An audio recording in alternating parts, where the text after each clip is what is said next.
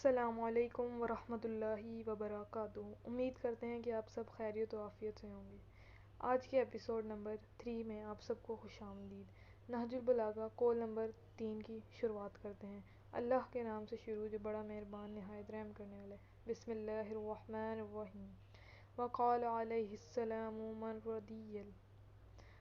رضی عن نفسہ کثر السخط علیہ والصدقۃ دواء منجح وأعمال عبادی فی عاجلہم نصب أعینہم فی آجلہم۔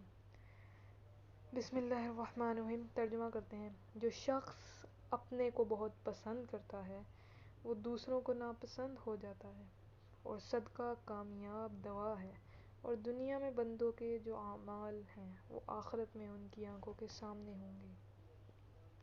یہ ارشاد 3 جملوں پر مشتمل ہے۔ پہلا جملہ میں خود پسندی سے پیدا ہونے والے نتائج و وراثت کا ذکر کیا ہے کہ اس سے دوسروں کو دلوں میں نفرت کا جذبہ پیدا ہوتا ہے، چنانچہ جو شخص اپنی ذات کو نمایاں کرنے کے لیے بات بات میں اپنی بازی کا مظاہرہ کرتا ہے، وہ کبھی عزت و احترام کی نگاہ سے نہیں دیکھا جاتا، اور لوگ اس کی توافق پسندانہ ذہنیت کو دیکھتے ہوئے اس سے نفرت کرنے لگتے ہیں، اور اسے اتنا بھی سمجھنے کو تیار نہیں ہوتے جتنا کچھ وہ ہے۔ جو کچھ وہ اپنے آپ کو سمجھتا ہے وہی کچھ اسے سمجھ لیں۔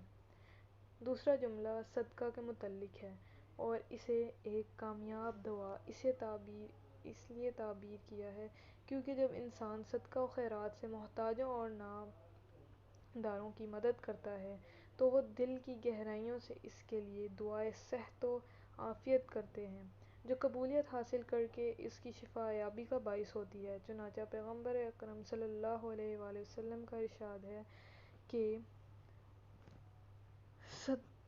اپنے بیماروں کا علاج صدقہ سے کرو۔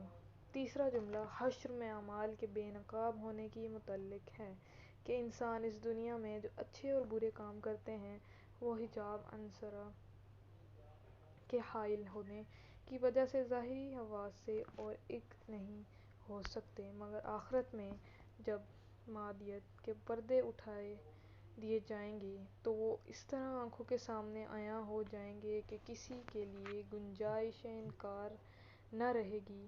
چنانچہ ارشاد الہی ہے۔